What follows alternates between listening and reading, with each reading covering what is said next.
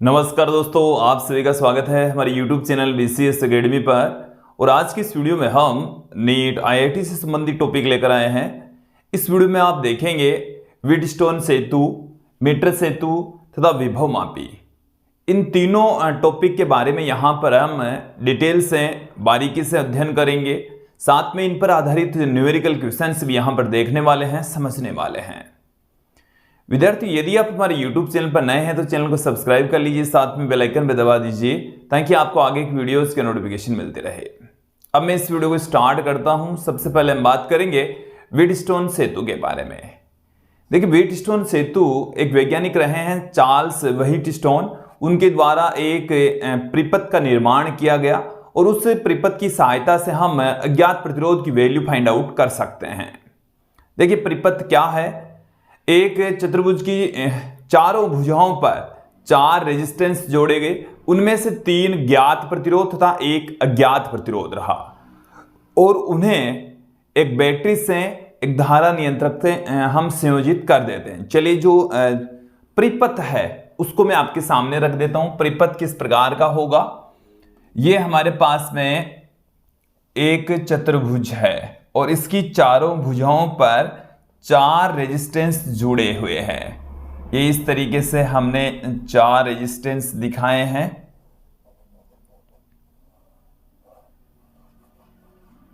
इस तरीके से, और इनको मैं नाम देता हूं A, B, C और D। इसकी भुजा A और C के मध्य हम जोड़ देते हैं एक बैटरी, एक कुंजी और साथ में एक धारा नियंत्रक भी। ओके, इस तरीके से यहां पर हम B और D भुजा के बीच में एक अन्य कुंजी जोड़ देंगे। इसको नाम देता हूं मैं K1 और यहां पर हम एक धारा मापी को संयोजित करेंगे। इन रेजिस्टेंस को हम नाम देते हैं P, Q, R और S। ओके, तो ये तो है परिपथ व्हीटस्टोन सेतु। देखिए, एक बार इस डायग्राम को समझ लीजिए कि यहां पर एक चतुर्भुज है A, B, C, D और इसकी चारों भुजाओं पर P, Q, R, S 4 resistance यहां पर लगे हुए हैं। ओके, इसके 2 शीर्ष, आमने सामने के 2 शीर्षों के मध्य A और C लिए हमने, उनके मध्य हमने एक बैटरी, एक कुंजी, एक धारा नियंत्रक संयोजित कर दिया है और शेष 2 शीर्ष B और D के मध्य हमने एक अन्य कुंजी तथा धारा मापी, यह है धारा मापी, यह है धारा नियंत्रक। चलिए एक एक करके इनको समझ लेते हैं। देखिए, धारा नियंत्रक की सहायता नाम से ही स्पष्ट है, धारा को नियंत्रित करते हैं। एक्चुअल में इसके ऊपर कुछ वोल्टेज ड्रॉप हो जाता है और वोल्टेज ड्रॉप हो जाता है तो बैटरी से मिलने वाली जो धारा है उसकी वैल्यू चेंज कर सकते हैं हम।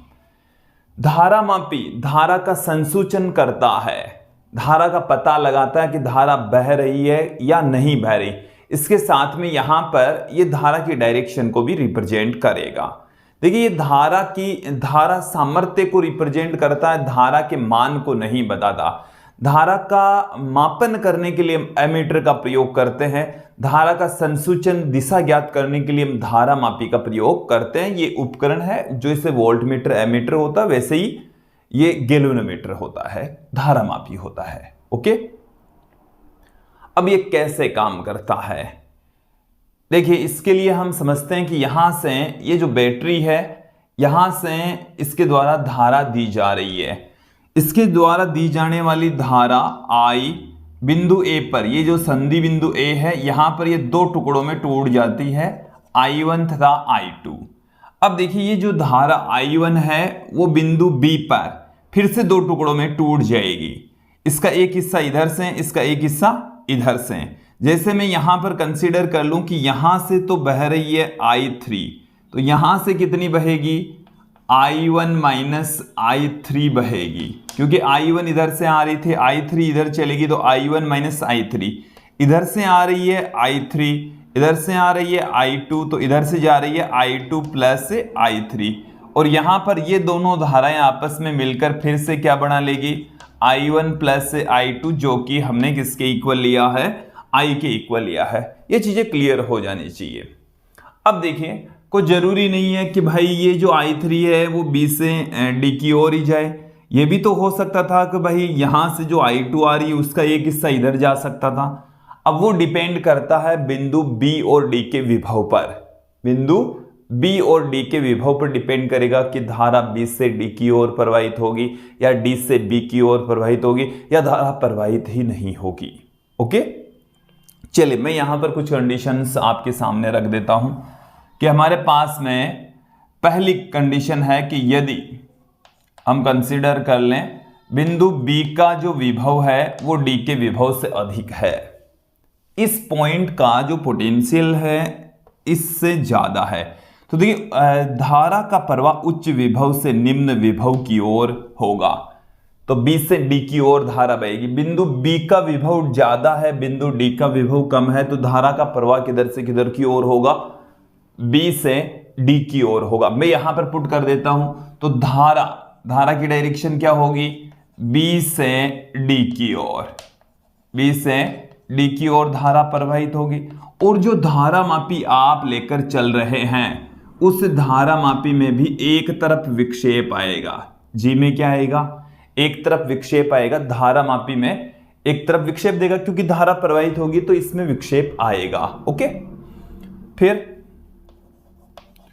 यदि बिंदु D का विभव B के विभव से ज्यादा है, अब की बार इस पॉइंट का जो पोटेंशियल है वो ज्यादा, इसका पोटेंशियल कम, तो जो I3 है उसकी डायरेक्शन ये होगी।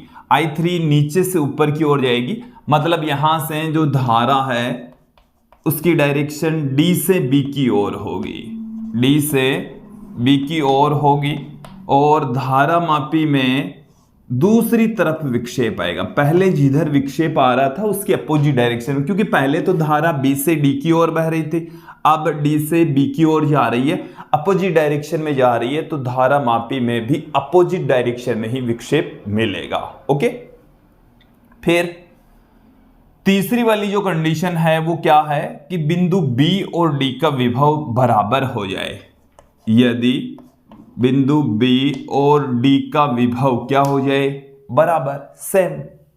बिंदु B और D का विभव क्या हो जाए? सेम हो जाए। तो देखिए, जब बिंदु B और D के विभव सेम होंगे तो दोनों के मध्य जो विभवांतर है वो 0, और जब विभव में अंतर 0 होता है, विभवांतर 0 होता है, तो उन दोनों बिंदुओं के मध्य विद्युत का प्रवाह नहीं होता, धारा प्रवाहित नहीं होगी, धारा प्रवाहित ही नहीं होगी। ओके, नहीं होगी। और जो धारा मापी है उसमें जो विक्षेप है वो बीचों बीच, देखो बीचों बीच तो 0 होता है, इधर खाने होंगे इधर खाने होंगे, तो एक तरफ धारा बहेगी तो ये जो सुई है वो इधर विक्षेप देगी, दूसरी तरफ धारा प्रवाहित होगी तो दूसरी तरफ विक्षेप देगा। जब धारा प्रवाहित नहीं रहेगी तो ये 0 पर ही रहेगी। इस स्थिति को हम कहते हैं शून्य विक्षेप की स्थिति। शून्य विक्षेप की स्थिति इसको कहा जाता है, जब धारा मापी में विक्षेप नहीं आता, सुई है वो शून्य पर रहती है, तो इस स्थिति को हम शून्य विक्षेप की स्थिति कहते हैं। और इस स्थिति को ही हम, ये जो वाली जो स्थिति आप देख रहे हैं जिसमें धारा मापी में विक्षेप नहीं आता, यह है व्हीटस्टोन सेतु की संतुलन की अवस्था कहलाती है। व्हीटस्टोन सेतु की संतुलन की स्थिति इसको बोल सकते हैं, संतुलन की अवस्था। ओके, कि जब व्हीटस्टोन सेतु में बिंदु B और D का विभव सेम होता है तो धारा मापी से विद्युत का प्रवाह नहीं होता, धारा मापी में शून्य विक्षेप की स्थिति होती है, और इसे ही हम व्हीटस्टोन सेतु की संतुलन की अवस्था कहते हैं। चलिए मैं आपको क्लियर कर देता हूं कि यदि ये तीसरी वाली कंडीशन होती है तो जो I3 है वो 0 हो जाएगा। I3 क्या हो जाएगा? 0 हो जाएगा। यहां से कोई विद्युत का प्रवाह नहीं होगा, यहां से I1 जाएगी, यहां से भी I1 जाएगी, यहां से I2 जाएगी, और यहां से भी I2 धारा का ही प्रवाह होने वाला है। ओके, ये चीज क्लियर हो जानी चाहिए, क्योंकि इसके बीच में विद्युत का प्रवाह नहीं होगा, आवेश का प्रवाह नहीं होने वाला है। ओके, तो यहां से देखिए हमारे पास में क्या रिलेशन निकलेगा कि I1P I2R बराबर, ये दोनों बराबर होंगे। चलिए इसमें आप क्या कर सकते हैं, किरचॉफ का नियम लगा सकते हैं। इसके अलावा देखिए आप, मैं यहां पर इसको इस तरीके से, ये हमारे को कंडीशन दे रखी है VB बराबर है VD के, तो मैं यहां से क्या कर दूं, इन दोनों को नेगेटिव साइन से गुणा कर दूं और VA में से इसको घटा देता हूं, तो VA माइनस VD। इसका मतलब हो गया कि A और B के बीच में विभवांतर, तो A और B के बीच में विभवांतर तो क्या आ जाएगा I1P, A और B के बीच का विभवांतर, A और D के बीच का विभवांतर, तो A और D के बीच का विभवांतर I2R आ जाएगा। इसी तरीके से ये दोनों बराबर है, इन दोनों में से हम VC घटा दें, इन दोनों में से ही क्या घटा दें VC, तो B और C के बीच में पोटेंशियल ड्रॉप है वो I1Q और D और C के बीच में पोटेंशियल ड्रॉप है वो, यहां से I2 बह रही है तो I2S हो जाएगा। तो यहां से हम क्या कर दें, I1 अपॉन I2 बराबर R बट्टे में P, I1 बट्टे में I2 बराबर S बट्टे में Q, दोनों को बराबर पुट कर दो, तो R बट्टे में P बराबर S बट्टे में Q। तो देखिए इसे हम ऐसे लिख सकते हैं, P को उधर ले जाओ तो P बट्टे में Q बराबर R बट्टे में S, ये आ गया हमारे पास में। और इसको भी हम व्हीटस्टोन सेतु की संतुलन की स्थिति में ये वाला रिलेशन होता है। ओके, व्हीटस्टोन सेतु की संतुलन की स्थिति में, संतुलन की अवस्था के अंदर P/Q बराबर होता है R/S के। इसको क्लियर कर लीजिए। जब ये वाली स्थिति होती है तो धारामापी में शून्य विक्षेप होता है और VB और VD दोनों बराबर होते हैं। इसका उल्टा भी सत्य है कि जब धारामापी में विक्षेप नहीं आ रहा, इसका मतलब VB और VD दोनों बराबर हैं और उस स्थिति में P/Q बराबर होगा R/S के। ओके, क्लियर हो जाना चाहिए, स्पष्ट हो जाना चाहिए। अब देखिए यहां से आप कि जो क्वेश्चन है धारामापी पर आधारित वो भी हम यहां पर देखेंगे। संतुलन की स्थिति में क्या होगा, कई बार अज्ञात प्रतिरोध पूछ लेते हैं, साथ में कई बार थोड़ी सी जटिल स्थितियां भी देकर क्वेश्चंस पूछे जा सकते हैं। ओके, चलिए एक चीज यहां पर क्लियर कर लीजिए कि यदि इस बैटरी और धारामापी को हम इंटरचेंज कर दें, अंतर बदल कर दें, आपस में दोनों को क्या कर दें, धारामापी की जगह बैटरी, बैटरी की जगह यदि हम इस धारामापी को लगा दें तो संतुलन की स्थिति में कोई बदलाव नहीं आता, तो भी P/Q बराबर रहेगा R/S के। ठीक है, चाहे देखो इसको ऐसे कह सकते हैं ना, P/Q बराबर है R/S, या देखो ध्यान देना P/Q, मैं आपको चलिए डायग्राम से इनको इंटरचेंज कर दिया हमने। ये हमारे पास में है P, ये Q,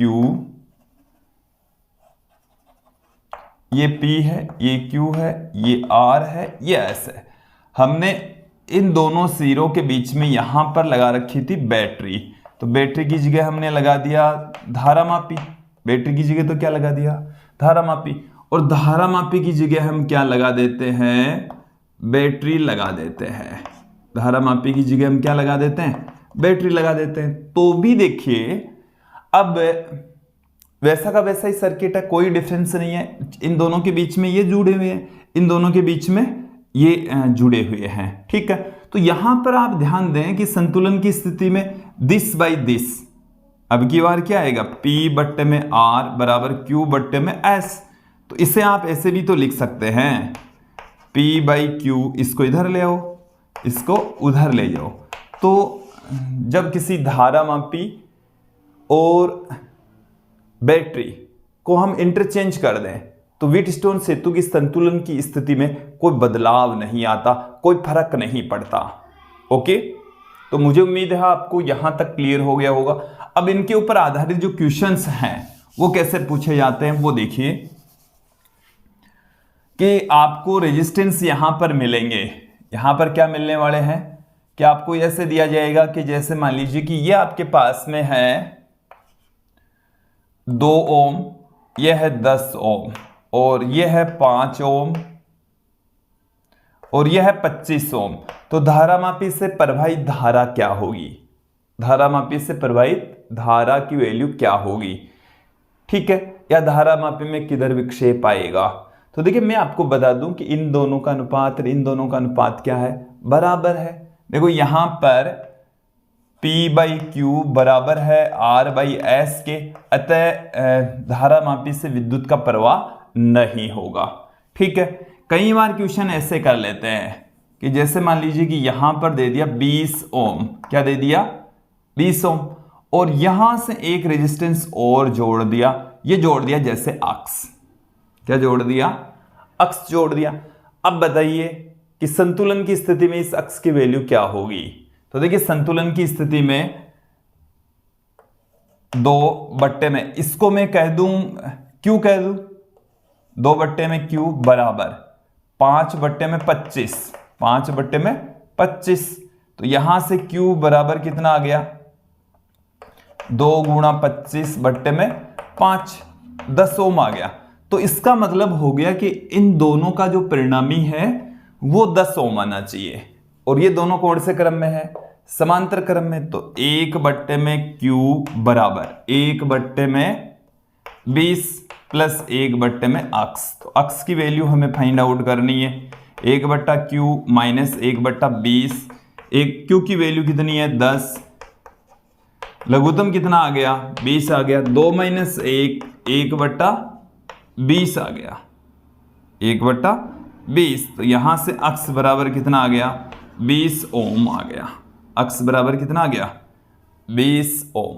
क्लियर? तो ये है व्हीटस्टोन सेतु, और उन पर आधारित जो क्वेश्चंस हैं वो किस तरीके से पूछे जाते हैं वो मैंने क्लियर कर दिया है। अब हम थोड़ा सा आगे बढ़ते हैं, बात करेंगे यहां पर मीटर सेतु की, मीटर ब्रिज की बात करेंगे, जो कि व्हीटस्टोन सेतु के सिद्धांत पर काम करता है। चलिए देख लेते हैं।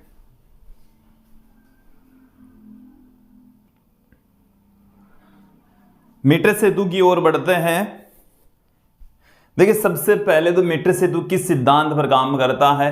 तो व्हीटस्टोन सेतु के सिद्धांत पर काम करता है। ये व्हीटस्टोन सेतु जैसा ही है, इसकी सहायता से भी हम अज्ञात प्रतिरोध ज्ञात करते हैं। देखिए क्या है, तो पहली जो लाइन में लिख रहा हूं वो है ये व्हीटस्टोन सेतु के सिद्धांत पर काम करता है। व्हीटस्टोन सेतु के सिद्धांत पर कार्य करता है। ठीक है, इसकी सहायता से भी हम अज्ञात प्रतिरोध ज्ञात करते हैं। इसका भी काम क्या है? अज्ञात प्रतिरोध ज्ञात करने में।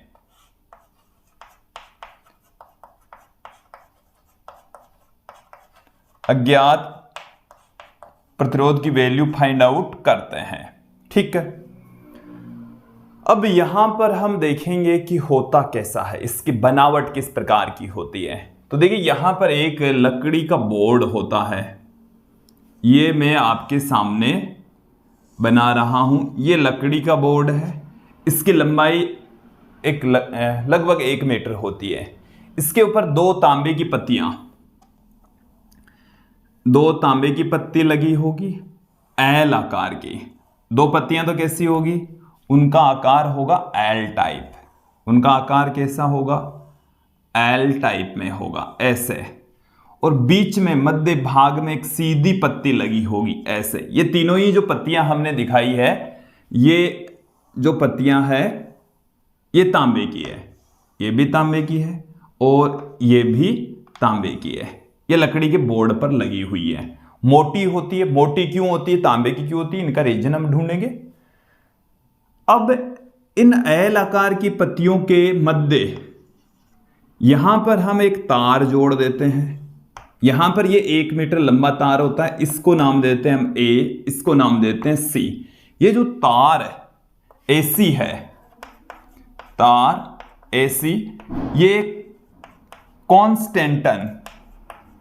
कॉन्स्टेंटन एक मिश्र धातु है, मैग्नीन या यूरेका का हो सकता है। ये 3 हमने मिश्र धातुएं दिखाई है, मैग्नीन, यूरेका, नाइक्रोम कह दीजिए। तो ये मिश्र धातुओं का बना होता है, 1 मीटर लंबा होता है। जो तार AC है इसकी लंबाई कितनी है? 1 मीटर। लंबाई कितनी है इसकी? 1 मीटर लंबा होता है। ओके, अब क्या है, इस बिंदु को हम नाम देते हैं D। इन दोनों बिंदुओं के बीच में, मतलब जो पत्ती, ये वाली पत्ती और D है, इनके बीच में हम यहां पर एक रेजिस्टेंस बॉक्स जोड़ देते हैं। यहां पर हम क्या जोड़ देते हैं? एक रेजिस्टेंस बॉक्स। ओके, और D और C के बीच में हम एक अज्ञात प्रतिरोध यहां पर जोड़ देते हैं। यहां पर हम क्या कनेक्ट कर देंगे? एक अज्ञात प्रतिरोध जिसकी वैल्यू हमें फाइंड आउट करनी है। ओके, अब A और C के मध्य, जो आप A और C देख रहे हैं, इनके मध्य हम यहां पर जोड़ते हैं प्राथमिक परिपथ, और उससे प्राथमिक परिपथ में एक बैटरी, एक कुंजी और एक धारा नियंत्रक संयोजित करते हैं। ठीक है, यहां से ये धारा नियंत्रक का प्रतीक चिन्ह है, इसको अंग्रेजी में रियोस्टेट कहते हैं, इसको RH से रिप्रेजेंट करते हैं, ये प्रतीक चिन्ह है। ओके, अब बिंदु D से एक धारा मापी, बिंदु D से क्या जोड़ेंगे? एक धारा मापी, और उससे आगे एक जोड़ेंगे हम विसर्पी कुंजी। विसर्पी कुंजी को अंग्रेजी में जॉकी कहा जाता है। ये जैसे हमारे जो चौक है उसकी भांति धातु की बनी होती, इससे एक वायर, ये जो धारा मापी उससे लगा हुआ वायर होता है, इसको हम आगे पीछे खिसकाते हैं तो जॉकी भी आगे पीछे खिसकती है। ओके, और जैसे इसको इस वायर से टच करवाएंगे तो वहां से धारा का फ्लो होना स्टार्ट हो जाएगी। इसको हटा लेंगे तो वो स्विच ऑफ की स्थिति, जैसे ही टच करवाएंगे स्विच ऑन की स्थिति होगी। ओके, ये जो तार AC है वो 100 सेंटीमीटर लंबा है, वो मैंने पहले ही क्लियर कर दिया है। इसकी जो लंबाई है वो है 100 सेमी, 1 मीटर। ये तो है इसकी बनावट, तो मैंने एक एक चीज क्लियर कर दिया कहां क्या क्या लगा हुआ है। ठीक है, अब बात आती है कि व्हीटस्टोन सेतु के सिद्धांत पर कैसे काम करता है। ठीक है, तो देखिए मैं आपको बता दूं कि इसमें भी इस विसर्पी कुंजी की सहायता से इस धारामापी में संतुलन की स्थिति ज्ञात करते हैं। इस धारामापी में विक्षेप आएगा, इस विसर्पी कुंजी को इस तार पर आगे पीछे खिसकाते हैं, और आगे पीछे खिसकाकर हम इस धारामापी में शून्य विक्षेप ज्ञात करते हैं। शून्य विक्षेप का मतलब है इसकी संतुलन की स्थिति। तो जैसे मान लिया कि इस पॉइंट B पर, कौन से बिंदु पर? B पर शून्य विक्षेप की स्थिति हमें प्राप्त होती है। देखो मैं आपको क्लियर कर दूं कि यहां पर लगी होगी एक स्केल, यहां पर क्या लगी होती है? एक स्केल लगी होगी, यहां पर लगी होगी एक स्केल, और उस स्केल की सहायता से हम ये पता लगा लेंगे कि शून्य विक्षेप की जो स्थिति है वो कितनी दूरी पर प्राप्त हुई है। तो ये जैसे L दूरी पर प्राप्त हुई है, तो ये वाली जो डिस्टेंस है वो 100 माइनस L रह जाएगी। A से B तक की जो दूरी है वो है L सेमी। AB क्या है? L सेमी है। तो B से लेकर C तक की जो डिस्टेंस है वो 100 माइनस L सेमी रह जाएगी। ओके, ये चीज क्लियर हो जानी चाहिए। अब मैं आपको बता दूं कि जो तार AC है, तार AC, ये एक मिश्र धातु का तार है, इसका खुद का भी तो रेजिस्टेंस होता है। तो यहां पर जो तार AB है इसका रेजिस्टेंस है, तार BC है इसका खुद का रेजिस्टेंस है। तो AB और BC दोनों का जो रेजिस्टेंस है उनका अनुपात यहां पर हम देख लेंगे संतुलन की स्थिति में। चलिए मैं आपको थोड़ा सा पहले तो कंपेयर करवा देता हूं व्हीटस्टोन ब्रिज से। ये हमारे पास में व्हीटस्टोन ब्रिज है जिसमें 4 रेजिस्टेंस किसी चतुर्भुज की चारों भुजाओं पर P, Q, R, S इस तरीके से जुड़े होते हैं। ये बैटरी है, ये कुंजी है और ये धारा नियंत्रक है। ये हमने पढ़ा देखा। यहाँ पर धारामापी कुंजी, ये A, B, C और D। ओके, चलिए इसको और इसको कंपेयर करते हैं। A और C के बीच में यही लगा हुआ है, देखो A और C के बीच में यही लगा हुआ है, सेम है। इसको हम प्राथमिक परिपथ भी कह देते हैं। ओके, अब A और D के बीच में R, ए और डी के बीच में यहां पर यह लगा हुआ है रेजिस्टेंस बॉक्स। एक रेजिस्टेंस बॉक्स होता है, आपने कक्षा 12 में भी देखा होगा, समझा होगा। तो उस रेजिस्टेंस बॉक्स के अंदर जितना हम रेजिस्टेंस यूज में लेंगे वो यहां पर है R। तो यहां से जो भी रेजिस्टेंस इसमें से निकालेंगे बॉक्स में से वो है R। ये S जो कि D और C के बीच में, D और C के बीच में S जो कि अज्ञात प्रतिरोध है, जिसकी वैल्यू हमें ज्ञात यहां पर भी ज्ञात करनी होती है और यहां पर भी ज्ञात करनी है। S क्या चीज है? अज्ञात प्रतिरोध, अज्ञात प्रतिरोध है। ओके, फिर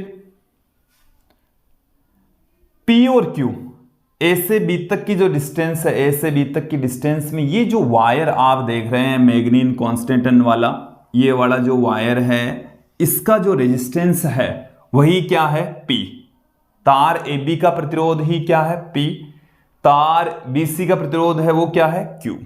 ठीक है, तो मैं यहां पर P बराबर तार AB का प्रतिरोध, तार AB का प्रतिरोध, और बात करूं Q तो तार BC का प्रतिरोध, यही तो होगा। अब मैं आपको एक चीज क्लियर कर दूं कि जो प्रतिरोध है वो लंबाई के समानुपाती होता है। प्रतिरोध है वो क्या है? लंबाई के समानुपाती होता है। तो यहां से यदि मैं इन दोनों का अनुपात निकालूं, इन दोनों का अनुपात निकालें यहां पर P और Q का अनुपात, तो P की लंबाई तो है L, Q की लंबाई है 100 माइनस L। ओके, संतुलन की स्थिति में, धारामापी में जब विक्षेप नहीं है तो वो संतुलन की स्थिति है, शून्य विक्षेप की स्थिति है, और उस स्थिति में P बाई Q बराबर होता है R बाई S के। तो यहां से P बाई Q की वैल्यू कितनी है? L बट्टे में 100 माइनस L, ये है R बट्टे में S। तो यहां से S बराबर क्या आ जाएगा? 100 माइनस L बट्टे में L इंटू में R, यह आ जाएगा। अज्ञात प्रतिरोध ज्ञात करने का तरीका है 100 माइनस L बट्टे में L इंटू में R। ओके, तो मीटर सेतु की सहायता से इस तरीके से हम अज्ञात प्रतिरोध की वैल्यू फाइंड आउट करते हैं, ऐसे ज्ञात करते हैं। अब देखिए यहां पर कुछ चीजें मैं आपको क्लियर कर दूं। ये फॉर्मूला हमारे पास में आ ही गया है।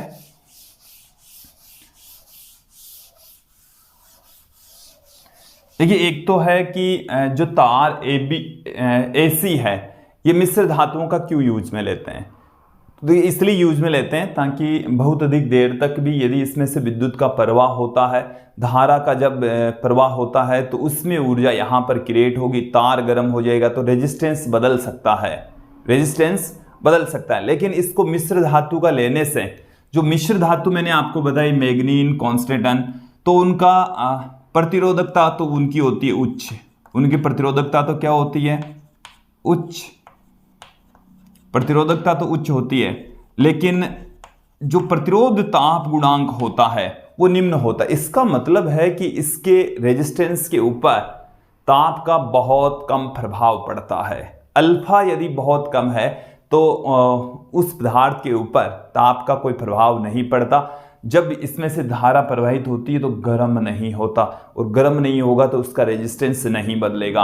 ओके, तो इसलिए हम मैग्नीन कॉन्स्टेंटन, यूरेका, नाइक्रोम का वायर लेते हैं, इनमें से किसी एक का लेते हैं। ओके, एक मोटी तांबे की पत्तियों का प्रयोग क्यों करते हैं? तो देखो यहां से एक वायर हमने जोड़ा, फिर यहां पर जोड़ा, तो इतनी दूर में तो कुछ न कुछ तो वोल्टेज ड्रॉप हो जाएगा, इसका भी तो रेजिस्टेंस होता है। तो हम ऐसे पदार्थ का प्रयोग करते हैं जिसका रेजिस्टेंस बहुत कम हो, तो तांबे का रेजिस्टेंस बहुत कम होता है तो तांबे की पत्ती का प्रयोग करते हैं।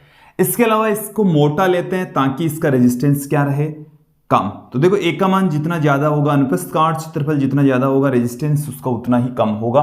तो तांबे की मोटी पत्तियों का प्रयोग किया जाता है ताकि उनके ऊपर कोई वोल्टेज ड्रॉप ना हो। ओके, क्षेत्रफल बढ़ने से उनका रेजिस्टेंस कम से कम होगा। अब इनके ऊपर आधारित जो क्वेश्चन है वो किस तरीके से पूछे जाते हैं वो भी देख लीजिए। डायग्राम हमारे सामने है। देखिए कई बार क्या होता है, इसमें जो पहला जो क्वेश्चन है कि भाई यहां से हम 1 ओम निकाल रहे हैं। क्या निकाल रहे हैं? 1 ओम। और ये वाली जो एल है इसकी वैल्यू हमारे पास में है 40 सेमी। ठीक है, और एल बराबर 40 सेमी दे दिया। एस ज्ञात करो। क्या ज्ञात करना है? तो यहां पर इसका मतलब ये हो गया कि आर बराबर 1 ओम, एल बराबर 40 सेमी। तो सीधा आप फॉर्मूला लगाओ, एस बराबर 100 माइनस एल बट्टे में एल इंटू में कैपिटल आर। तो सीधे फॉर्मूले पर आधारित आ जाएगा, 40 बट्टे में 40 इंटू में 1 तो 60 बट्टे में 40, 3 बट्टे में 2 बराबर 1.5 ओम आ जाएगा, 1.5 ओम। ओके। दूसरा तरीका क्या हो सकता है? दूसरा तरीका यह है कि यहां पर आपको यह 40 सेमी दे दिया जाए कि भाई ये 40 सेमी है। कितना है? 40 सेमी है। और ये दे दिया जाए कि आपके पास में 60 सेमी है। ये कितना दे दिया जाए? 60 सेमी। इस तरीके से भी क्वेश्चन पूछा जा सकता है आपको। तो आप इसमें क्या कर सकते हैं, इन दोनों का अनुपात और इन दोनों का अनुपात बराबर होता है। सीधा जानते हैं वैसे भी, क्योंकि ये व्हीटस्टोन सेतु के सिद्धांत पर काम करता है। तो देखिए 1 बट्टे में 40 बराबर S बट्टे में 60। यहां से S बराबर कितना आ जाएगा? 60 बट्टे में 40, 3/2, 1.5 ओम। इस तरीके से भी इसको आप सोल्व कर सकते हैं। ओके। ये जो वैल्यू है, ये फॉर्मूला है, वो तब ही लागू होता है जब मीटर ब्रिज संतुलन की स्थिति में होता है, धारा मापी में शून्य विक्षेप होता है। ठीक है। ओके। कई बार हमारे को संतुलन की लंबाई पूछ ली जाती है। क्या पूछ लिया जाता है? संतुलन की लंबाई पूछ ली जाती है। जैसे ये हमारे पास में है 30 ओम। कितना है? 30 ओम। और ये है 70 ओम। ठीक है। तो L का मान क्या होगा? L का मान क्या होगा? तो यहां से आप ध्यान दें, ये तो L और ये क्या है? 100 माइनस L। तो 30 बट्टे में L बराबर 70 बट्टे में 100 माइनस L। इधर गुणा कर दो तो 3000 माइनस 30L बराबर 70L।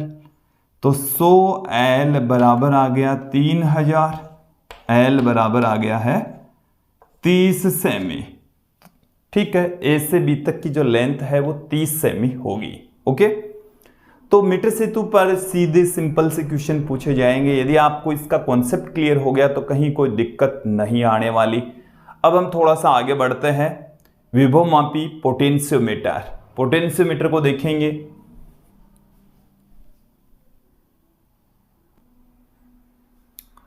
अब हम यहां पर विभवमापी के बारे में अध्ययन करेंगे। देखिए आप क्या क्या देखने वाले हैं विभवमापी में। सबसे पहले हम बात करेंगे कि विभवमापी होता क्या है, फिर उसकी बनावट की बात करेंगे। यहां पर हम विभव प्रवणता को भी देखेंगे, साथ में विभवमापी की कार्यविधि कि विभवमापी कैसे काम करता है, विभवमापी का मानकीकरण ये भी हम यहां पर देखेंगे। विभवमापी की सुग्राह्यता की भी यहां पर चर्चा करेंगे।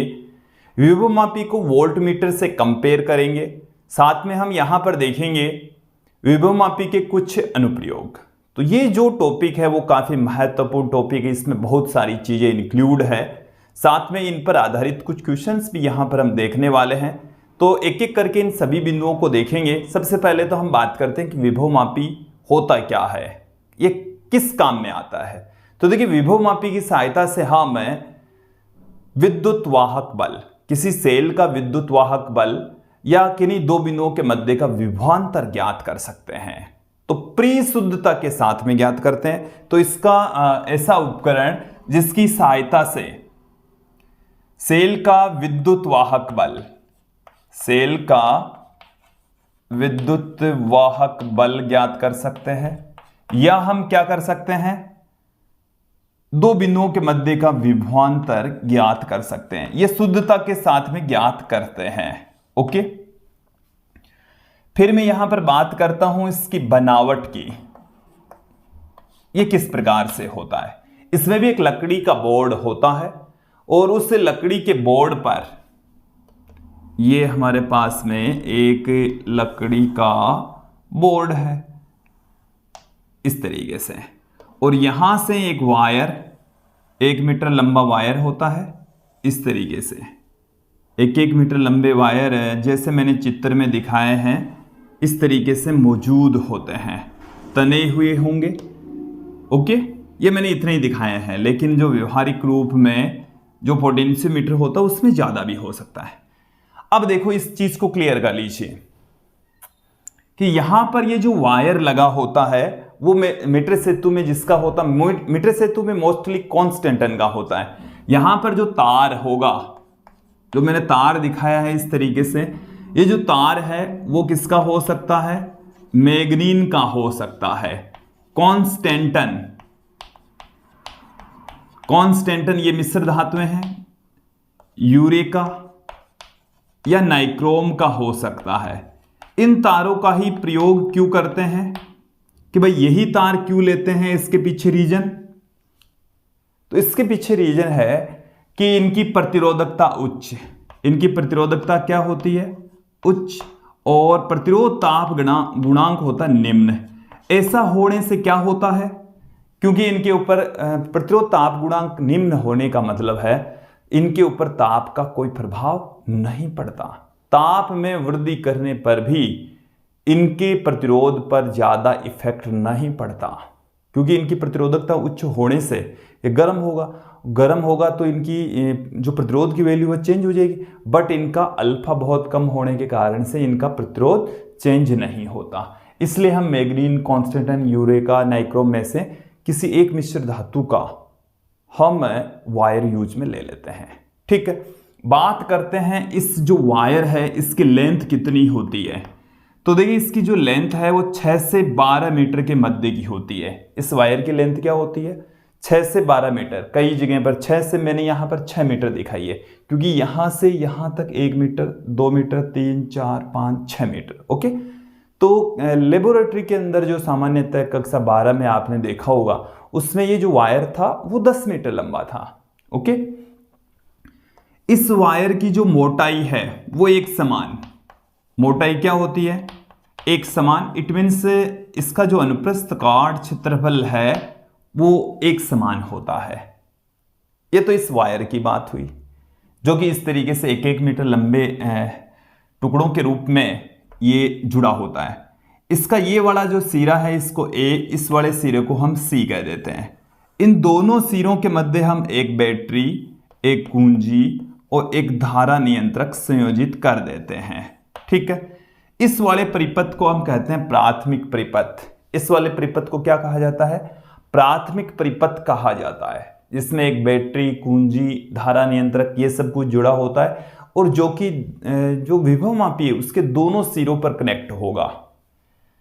अब देखिए हम इतना बड़ा डायग्राम न बनाकर इसको जो तार AC है उसको एक सीधा वायर के रूप में दिखा देते हैं। तार की लंबाई मापन करने के लिए यहां पर एक स्केल लगी होती है। यहां पर क्या लगी होती है, एक स्केल, जिसकी सहायता से हम इस तार की लेंथ फाइंड आउट कर लेते हैं। चलिए, तो किस तरीके से दिखाया जाता है, इसको दिखाने का तरीका देखिए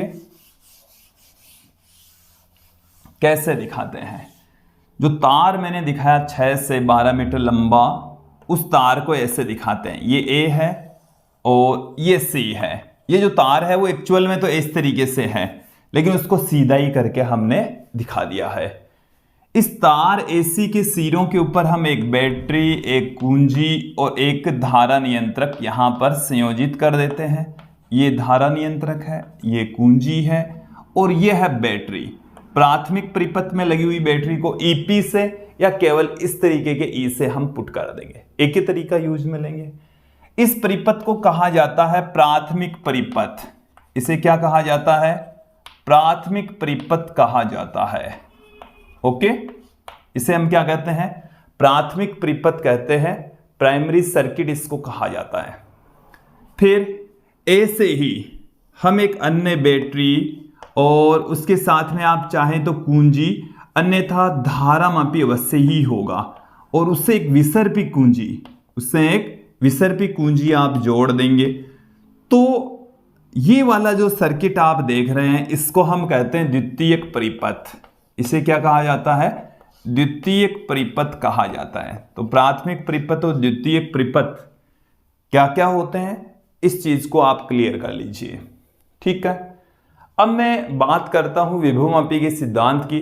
तो विभवमापी के सिद्धांत को समझने के लिए हमें विभव प्रवणता समझनी पड़ेगी, पोटेंशियल ग्रेडियंट को समझना होगा। तो पोटेंशियल ग्रेडियंट होता क्या है? प्रवणता का मतलब होता है ढाल, उस राशि में दूरी के साथ में परिवर्तन।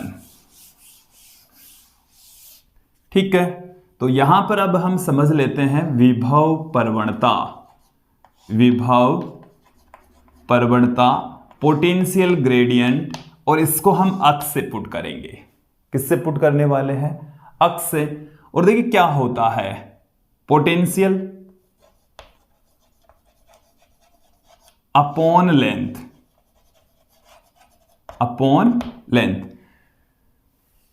देखिए प्रति एकांक लंबाई पर विभव पतन, प्रति एकांक लंबाई पर जो विभव पतन होता है उसी को हम कहते हैं विभव प्रवणता। आज आपको यदि पोटेंशियोमीटर का जो टॉपिक है उसका कॉन्सेप्ट एकदम क्लियर करना है तो इस वीडियो के अंत तक बने रहिए, एक एक चीज को बारीकी से आप समझ लीजिए, तो आपको ये टॉपिक है वो अच्छे से हो जाएगा, क्लियर हो जाएगा। ठीक है, चलिए अब देखिए, यदि यहां पर मैं ए और सी जो तार आप देख रहे हैं इसकी लंबाई हम लेकर चलेंगे कैपिटल एल। कितनी लंबाई हम लेकर चल रहे हैं? कैपिटल एल यदि आप लेकर चल रहे हैं, और इसके सिरों पर जो पोटेंशियल ड्रॉप है वो यदि V है तो V बट्टे में एल विभव प्रवणता हो जाएगी। इसका मात्रक भी देख लीजिए, इसका मात्रक हो जाएगा वोल्ट प्रति मीटर, इसका मात्रक हो जाएगा। V बट्टे में एल हो गया, V बट्टे में एल। यहां पर विभवमापी तार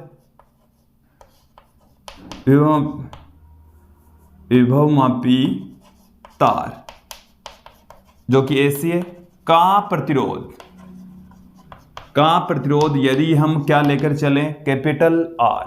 और इस विभवमापी तार में से बहने वाली धारा यदि हम I लेकर चले तो V बराबर क्या हो जाएगा? IR। देखिए जो अक्ष की वैल्यू किन किन कारकों पर डिपेंड करती है उन सब को मैं आपके सामने रखने जा रहा हूं। तो V बराबर आ गया हमारे पास में IR। ओके, यहां देखिए आप, V बराबर IR, तो अक्ष बराबर क्या आ गया? IR बट्टे में L। अब मैं यहां पर बात करूंगा कि इस I की वैल्यू है क्या। तो देखिए आप यहां पर ध्यान देंगे, I की वैल्यू क्या है? यदि हम इसको यहां से जो कि टच नहीं करवा रहे हैं तो ये तो हमारे पास में है प्राथमिक सेल, और इसका आंतरिक प्रतिरोध है स्मॉल r। ये यहां पर है रियोस्टेट, और इस पर इसका रेजिस्टेंस है RH, स्मॉल h ले लीजिए। और A से लेकर C तक जो वायर है उसका रेजिस्टेंस कितना है? Capital R। तो तार से बहने वाली धारा, प्रवाहित धारा, परिपथ से प्रवाहित धारा क्या होगी? कुल वोल्टेज, प्रवाहित धारा को हम I से लिख रहे हैं E, और कुल प्रतिरोध, तो कुल प्रतिरोध capital RH plus small r, ये रेजिस्टेंस है, क्योंकि R तो इसका, RH इसका, और स्मॉल r इसका इंटरनल रेजिस्टेंस। तो E बट्टे में R plus RH plus small r, ये हो गया है। तो ये चीज क्लियर हो जानी चाहिए। तो यहां से हमारे पास में क्या आ गया? तो देखिए एक हमारे पास में ये आ गया, I की जगह हम क्या रख दें? E बट्टे में R plus RH plus small r into में R बाई L, ये हो गया। आपको क्या है कि जब पोटेंशियोमीटर का जो वायर है AC उस पर वोल्टेज ड्रॉप दे रखा हो, उसकी लेंथ दे रखी हो, तब तो ये वाला फॉर्मूला लगाना है V बट्टे में L। और आपको बैटरी का रेजिस्टेंस, मतलब बैटरी का वोल्टता दे रखी है और इन सब के रेजिस्टेंस दे रखे हैं, या हो सकता है इंटरनल रेजिस्टेंस 0 दे दे और देखो एक स्थिति में आपके सामने रख देता हूं कि कई बार ऐसे आ जाता है कि भाई हम आदर्श सेल लेकर चल रहे हैं तो उसका इंटरनल रेजिस्टेंस कितना हो गया 0, और जो धारा नियंत्रक है उसके ऊपर उसका जो रेजिस्टेंस है वो भी आप 0 लेकर चले, तो उस स्थिति में आपके पास में क्या आ जाएगा E बट्टे में R इंटू में R बट्टे में L, उस स्थिति में E बट्टे में L आ जाएगा। जितना भी वोल्टेज है वो सारा का सारा तार AC पर ड्रॉप होगा। क्लियर? तो ये वाला फॉर्मूला तो आपको तब लेना है जब स्मॉल r और RH दोनों आपको क्या दे रखे हो 0 दे रखे हो। यदि ये 0 नहीं दे रखे तो पहले आपको ये वाला फॉर्मूला यूज में लेना है। ये आप दिमाग में फिट बैठा लीजिए, क्योंकि कई क्वेश्चंस हैं उसमें हम क्या करते हैं वोल्ट ता तो क्या ले लेते हैं प्राथमिक सेल के ले लेते हैं, लेंथ यहां पर ये लेते हैं V बट्टे में L, ये V की जगह E ले लेते हैं, तो वहां पर वो मिस्टेक हो जाती है, गलती हो जाती है। तो आपको इसी तरीके से ही लेकर चलना है। देखो ये चीज तो क्लियर हो गई। इसे हम और किस रूप में लिख सकते हैं, और किस तरीके से लिखा जा सकता है?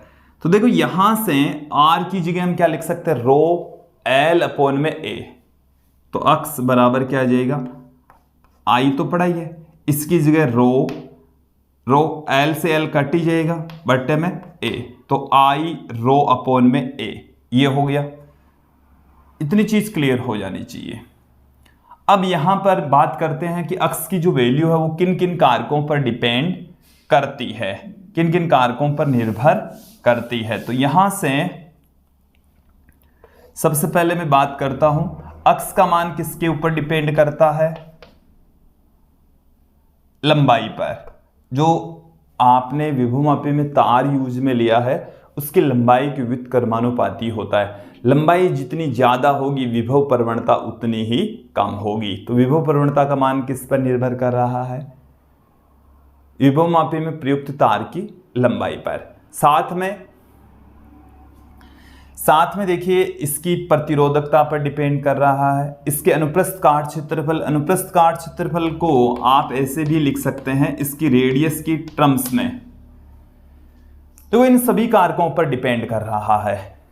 देखो L पर डिपेंड कर रहा है लंबाई पर, इसके अलावा इसकी त्रिज्या पर, त्रिज्या कह दो या अनुप्रस्थ काट क्षेत्रफल कह दो, प्रयुक्त तार की प्रतिरोधकता पर भी डिपेंड करता है। इसके अलावा प्राथमिक परिपथ में जुड़े सेल पर, ये अप्रत्यक्ष सीधा तो डिपेंड नहीं करता, अप्रत्यक्ष रूप से डिपेंड करता है। इसके अलावा धारा नियंत्रक में प्रयुक्त जो रेजिस्टेंस उसके ऊपर भी अप्रत्यक्ष रूप से डिपेंड करता है। तो डायरेक्ट जो अक्स की वैल्यू है वो L पर, A पर, रो पर डिपेंड करती है, और अप्रत्यक्ष रूप से ये E और RH पर भी निर्भर करती है। तो विभव प्रवणता किन किन कारकों पर डिपेंड करती है ये मैंने क्लियर कर दिया है, स्पष्ट कर दिया, और मुझे उम्मीद है आपको ये समझ में भी आ गया है। कुछ क्वेश्चंस जब हम सॉल्व करेंगे तो आपको ये बेटर तरीके से समझ में आ जाएगा। अब मैं आगे बढ़ता हूं, बात करता हूं यहां पर इसकी कार्य विधि की, ये कैसे काम करता है, कैसे काम करेगा कार्य विधि। ठीक है, देखिए आपको क्या करना है, यहां पर प्राथमिक परिपथ जोड़ देना है, यहां पर द्वितीयक परिपथ जोड़ देना है, और यहां से इस विसर्पी कुंजी को तार AC के ऊपर आगे पीछे खिसकाना है और शून्य विक्षेप की स्थिति ज्ञात करनी है। ठीक है, और जब शून्य विक्षेप की स्थिति आ जाती है, शून्य विक्षेप की स्थिति आ जाती है तो वो लेंथ आपको ज्ञात कर लेनी होती है। ठीक है, L ज्ञात कर ली है, तो ये जो E का मान होता है ये बराबर होता है अक्स L के। E की जो वैल्यू होगी वो E बराबर होगा अक्स L। ओके, अब मैं यहां पर बात करता हूं कि भाई कैसे ज्ञात करेंगे, कैसे शून्य विक्षेप की स्थिति आएगी। तो देखिए इसमें यदि जो तार, इसको मैं B कह दूं कि वोल्टेज ड्रॉप है AB पर, वोल्टेज ड्रॉप किस पर है AB पर।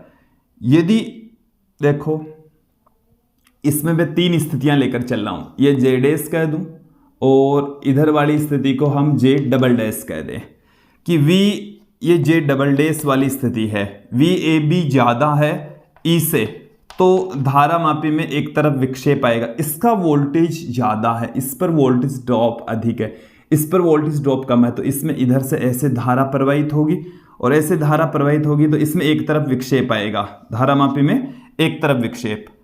और जेडेस वाली स्थिति के अंदर VAB तो कम होगा, E ज़्यादा होगा, तो दूसरी तरफ धारा बहेगी, अब की बार इस तरफ धारा बहेगी, ऐसे धारा बहेगी और जो विक्षेप है वो पहले से विपरीत दिशा में आएगा।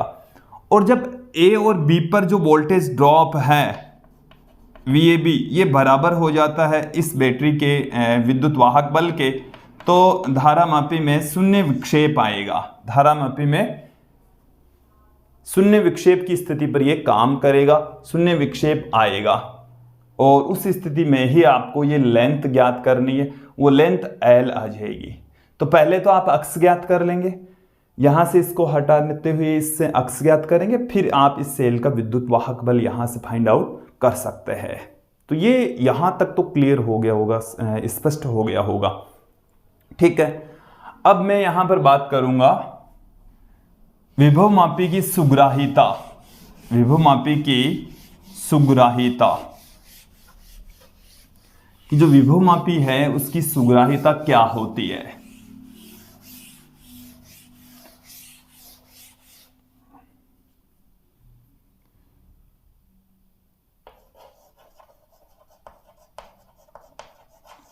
विभवमापी की सुग्राहिता, इसका मतलब ये होता है कि ये कितने अच्छे से काम करता है, कितनी आसानी से, ये कितनी शुद्धता के साथ में ये वैल्यू देता है, कितना छोटा सा छोटा मान ये माप सकता है। तो देखिए यदि हम, क्या होता है कई बार कि विसर्पी कुंजी को हम यहाँ पर रख रहे हैं तो इसमें शून्य विक्षेप आ गया, थोड़ा सा आगे कर लेते हैं तो भी ये शून्य पर ही बना रहता है, तो इसका मतलब हो गया कि उसकी सुग्राहिता अच्छी नहीं है। सुग्राहिता अच्छी होने का मतलब है कि आप इसको थोड़ा सा आगे पीछे ले जाओगे ना तो इसमें तुरंत पर्याप्त विक्षेप आएगा। ओके, तो थोड़ा सा विस्थापित करने पर धारामापी में पर्याप्त विक्षेप आ रहा है, इसका मतलब उस विभवमापी की सुग्राहिता अच्छी है। ओके, और जो सुग्राहिता होती है वो विभव प्रवणता के व्युत्क्रमानुपाती होती है, विभव प्रवणता के व्युत्क्रमानुपाती होती है। तो विभव प्रवणता तो आप जानते ही हैं, V/L। तो जितनी ज्यादा लंबाई होती है, विभवमापी तार की जितनी ज्यादा लंबाई होती है, विभव प्रवणता उतनी ही कम, विभव प्रवणता जितनी कम होगी सुग्राहिता उतनी ही अच्छी होगी। तो सुग्राहिता का मान विभवमापी में प्रयुक्त तार की लंबाई पर निर्भर करता है, जितना ज्यादा तार लंबा होगा विभवमापी उतना ही अच्छा होगा। इसीलिए तो हम 6 से 12 मीटर तक का तार यूज में लेते हैं, 1-2 मीटर का यूज में ले लेते, बट ज़्यादा अच्छी रीडिंग तब आएगी जब इस विभवमापी में प्रयुक्त तार की लंबाई ज़्यादा होगी। ओके, और मैंने आपको ये भी बता दिया है कि अक्ष किन किन वैल्यू पर डिपेंड करता है, तो ये व्युत्क्रमानुपाती होता है, तो उसी हिसाब से सुग्राहिता भी डिपेंड करेगी। अब थोड़ा सा डायग्राम दोबारा बना लेते हैं। मैं यहाँ पर बात करूँगा विभवमापी के मानकीकरण, विभवमापी का मानकीकरण। मानकीकरण का मतलब क्या है, इसको क्लियर कर लीजिए। इसकी सहायता से हम अक्ष का यथार्थ मान ज्ञात करते हैं। क्या ज्ञात करेंगे? अक्ष का यथार्थ मान ज्ञात करते हैं, अक्ष की एग्जैक्ट वैल्यू फाइंड आउट करते हैं। कैसे करेंगे? देखो, ये हमारे पास में है AC और यहाँ पर हमारे पास में है एक बैटरी, एक कुंजी और एक धारा नियंत्रक। ये धारा नियंत्रक RH के और ये बैटरी, ठीक है। इसके मानकीकरण के लिए आप एक ऐसे सेल का प्रयोग करेंगे जिसका विद्युत वाहक बल आप जानते हैं, जैसे ES ले लिया, और यहां से आप संतुलित लंबाई ज्ञात करेंगे और वो संतुलित लंबाई जैसे L0 है। क्या है? L0। तो देखिए, जिसका विद्युत वाहक बल भी स्टैंडर्ड हो, उस स्थिति में जो संतुलित लंबाई है वो आप ज्ञात कर लीजिए। तो यहां से विभव प्रवणता अक्ष बराबर ES/L0 आ जाएगा, ठीक है। तो मानकीकरण का मैंने क्लियर कर दिया है कि जो अक्स का यथार्थ मान ज्ञात करने के लिए हम एक मानक सेल का प्रयोग करते हैं, संतुलित लंबाई ज्ञात करके विभव प्रवणता का एग्जैक्ट मान ज्ञात कर लेते हैं। ओके, तो यहां तक तो क्लियर हो गया होगा। अब मैं यहां पर बात करता हूं, बात करेंगे यहां पर विभवमापी और वोल्टमीटर में क्या डिफरेंस है। विभवमापी वोल्टमीटर से ज्यादा बेटर होता है, कैसे? वो यहां पर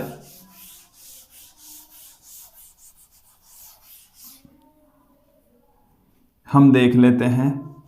एक तरफ मैं ले रहा हूं विभवमापी, दोनों को कंपेयर कर रहे हैं, और दूसरी तरफ मैं ले रहा हूं वोल्टमीटर। देखिए, पहला जो मेजर डिफरेंस है कि विभवमापी की आवश्यकता क्यों पड़ी, तो ये एक तो देखो, ये भी विद्युत वाहक बल मापता है और ये भी विद्युत वाहक बल ही मापता है। इसके अलावा वोल्टमीटर के ज्यादा यूज हैं।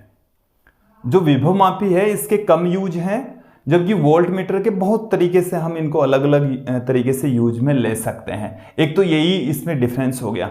लेकिन ये जो विद्युत वाहक बल मापता है वो परिशुद्ध मान होता है, ये लगभग मान होता है। ये क्या होता है? लगभग, एकदम सही नहीं होता। ठीक है, सही क्यों नहीं होता? क्योंकि जो वोल्टमीटर है, आदर्श वोल्टमीटर का रेजिस्टेंस होता है अनंत। आदर्श वोल्टमीटर का रेजिस्टेंस क्या होता है? अनंत।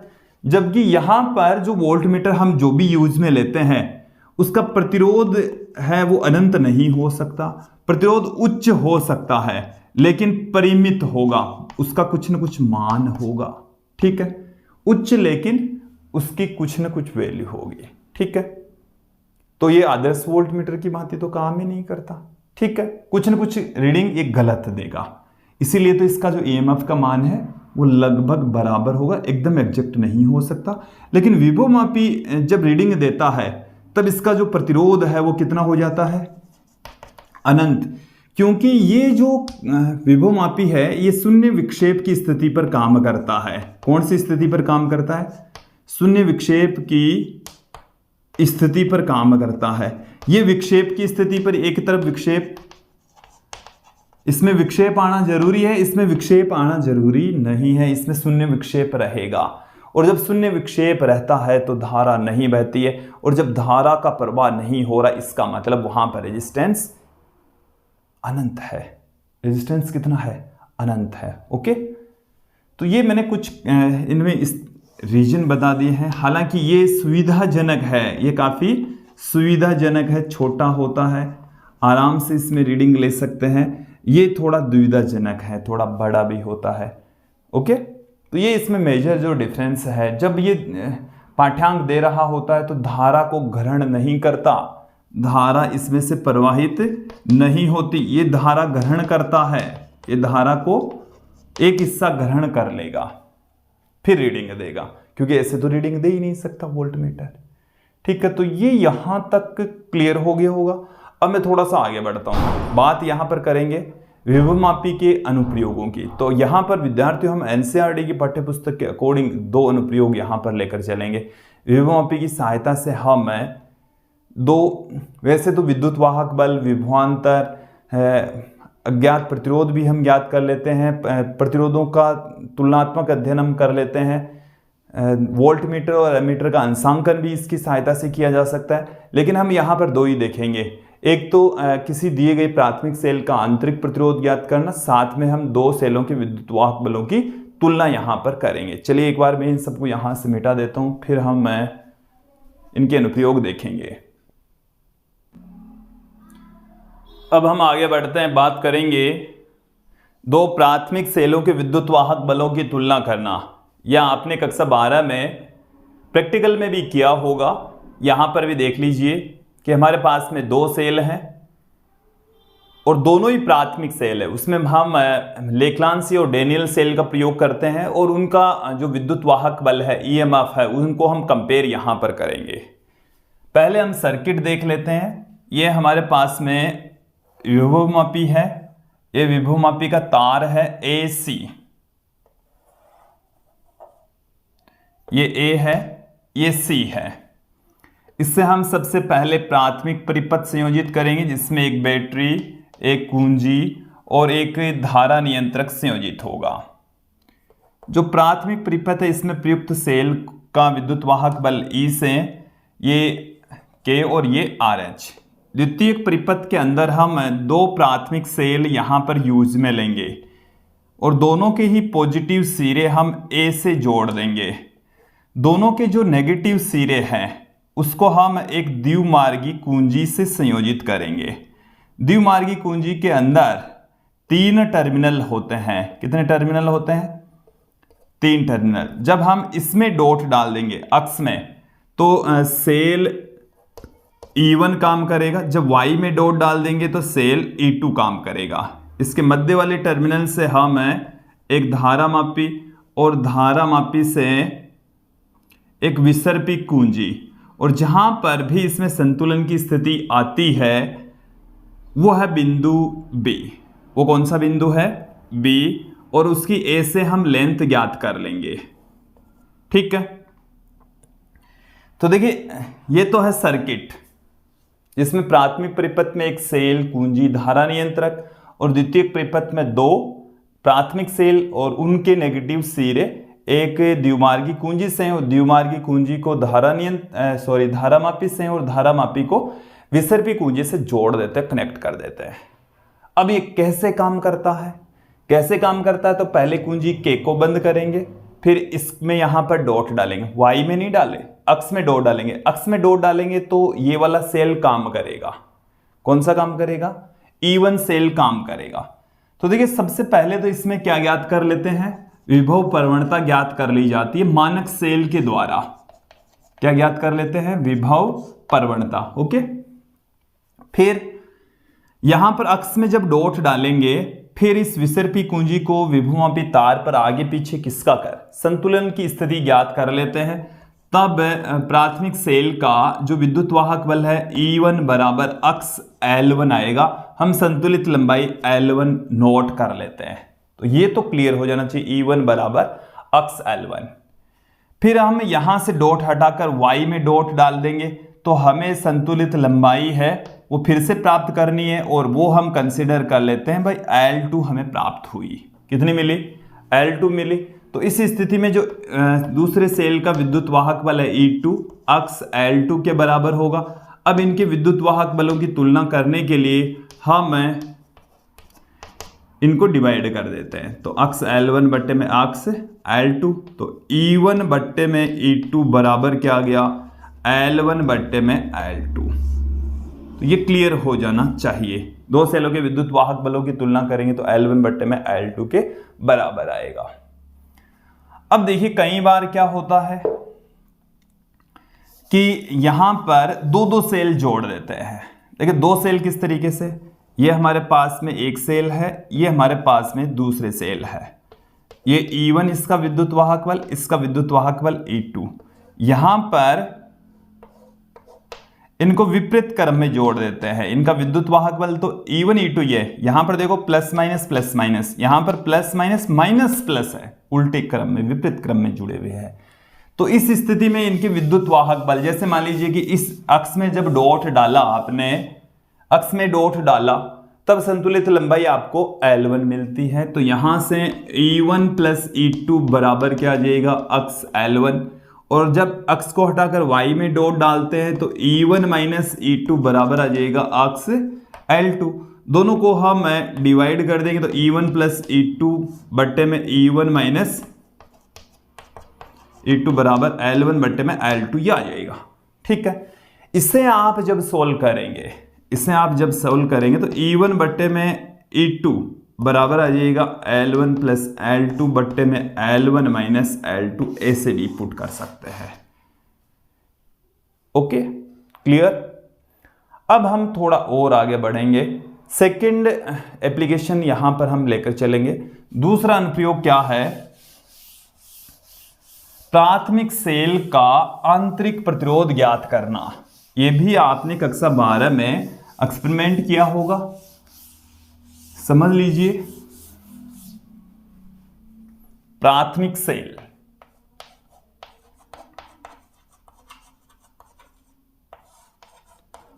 प्राथमिक सेल का आंतरिक प्रतिरोध ज्ञात करना। आंतरिक प्रतिरोध जिसे आप स्मॉल r से पुट करते हैं, उसकी वैल्यू यहां पर हम ज्ञात करेंगे। सर्किट का निर्माण कर लेते हैं। सर्किट कैसे बनेगा? ये हमारे पास में तार AC है, ये तो क्या है? तार AC, और इसके सिरों पर हम एक बैटरी, एक कुंजी, एक धारा नियंत्रक, ये प्राथमिक परिपथ हम संयोजित कर देंगे। ये E, ये K, ये RH। ओके। अब इसके द्वितीयक परिपथ में जिस सेल का विद्युत वाहक आंतरिक प्रतिरोध हमें ज्ञात करना है, उसको हम यहाँ पर जोड़ देंगे। उसके नेगेटिव सिरे से हम एक धारा मापी और उससे एक विसर्पी कुंजी जोड़ देंगे। ठीक है। इस सेल के सिरों पर आप एक रेजिस्टेंस बॉक्स कनेक्ट कर देंगे। क्या जोड़ देंगे आप? रेजिस्टेंस बॉक्स, और एक कुंजी K2, एक कुंजी भी आप यहां पर जोड़ देंगे K2। ये क्या है? कुंजी K2 है। ये कुंजी K1 कह दो। ये तो है सर्किट। ये तो क्या है? सर्किट। अब यहां पर K1 को खुला, K2 को खुला रखने पर, K2 को आप क्या कर दीजिए? खुला रखने पर, K2 को आप खुला रखकर, इसको खुला रख दिया, इसका मतलब ये वाला सेल ही काम कर रहा है। केवल और केवल क्या कर रहा है? ये वाला सेल काम कर रहा है। इसमें हम संतुलित लंबाई ज्ञात कर लेते हैं। जैसे मान लीजिए कि हमें संतुलित लंबाई मिली L1, संतुलित लंबाई हमें क्या मिली? L1 मिली। तो इस स्थिति में E बराबर आ गया अक्स L1, इक्वेशन नंबर 1, समीकरण 1। फिर हम K2 को लगा देंगे यहां, तो K2 को खुला रखने पर, और K2 को लगाने के बाद में, लगाने पर K2 को जब आप लगा देंगे तो यहां पर इसके सिरों का जो टर्मिनल विभवांतर है उसके बराबर इस तार पर वोल्टेज ड्रॉप होगा, और मान लेते हैं कि संतुलित लंबाई है वो L2। संतुलित लंबाई कितनी है? L2। अब देखो यहां से इसके इस सिरे और इस सिरे पर वोल्टेज ड्रॉप के बराबर होगा। आपने K2 लगा दिया, फिर जो संतुलित लंबाई मिली वो क्या मिली? K2। तो इस स्थिति में जो वोल्टेज ड्रॉप होगा वो V के बराबर, जो कि टर्मिनल विभवांतर है। ठीक है। V बराबर अक्स L2 के इक्वल आएगा। हम टर्मिनल विभवांतर V बराबर क्या जानते हैं? E माइनस IR, और यहां से IR बराबर E माइनस V, R बराबर E माइनस V बट्टे में I। और देखिए I क्या है? उस सेल में जो बाह्य प्रतिरोध होता है, जैसे मैं आपको इस तरीके से बता दूं कि जो रेजिस्टेंस है इसमें से बहने वाली धारा है, तो इसके सिरों पर तो वोल्टेज तो है V और रेजिस्टेंस है इसमें R। तो इसकी जगह आप क्या लिख सकते हैं?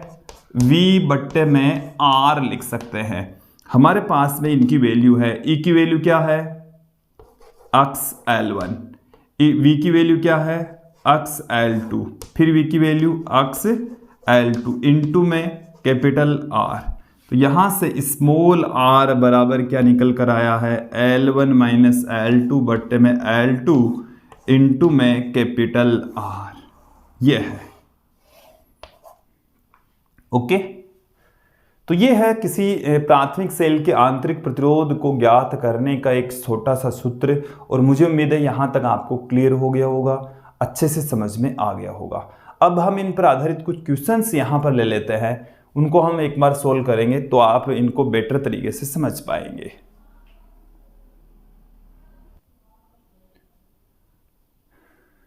चलिए एक एक करके इन क्वेश्चंस को देख लेते हैं। सबसे पहले ये वाला क्वेश्चन देखिए कि एक विभवमापी के दोनों सिरों के बीच एक निश्चित विभवांतर है, जो हमने अप्लाई किया वही है, और दो सेल श्रेणी क्रम में इस प्रकार जोड़े जाते हैं कि एक बार दोनों एक दूसरे की सहायता करते हैं और तथा दूसरी बार एक दूसरे का विरोध करते हैं। तो इनका संतुलन विभवमापी के तार पर क्रमशः 120 सेमी और 60 सेमी लंबाइयों पर होता है। तो इन सेलों के विद्युत वाहक बलों की तुलना कीजिए।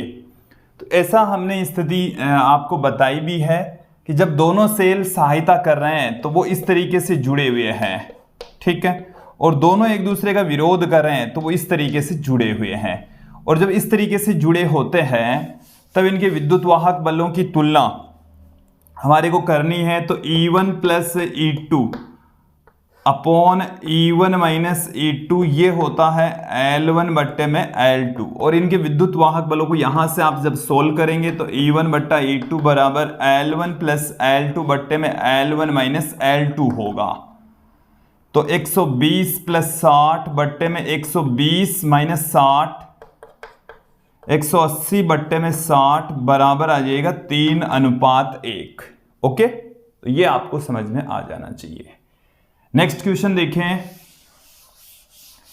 अगले क्वेश्चन के अंदर हमें एक डायग्राम दे रखा है कि चित्र में कैपिटल L लंबाई तथा 9R प्रतिरोध के विभवमापी तार AB को स्मॉल r आंतरिक प्रतिरोध तथा E विद्युत वाहक बल वाले सेल कैपिटल D से जोड़ा जाता है। तो सेल C पर विद्युत वाहक बल E/2 आंतरिक प्रतिरोध 2R है। तो धारामापी कैपिटल G में कोई विक्षेप नहीं है, तब लंबाई AJ का मान क्या होगा।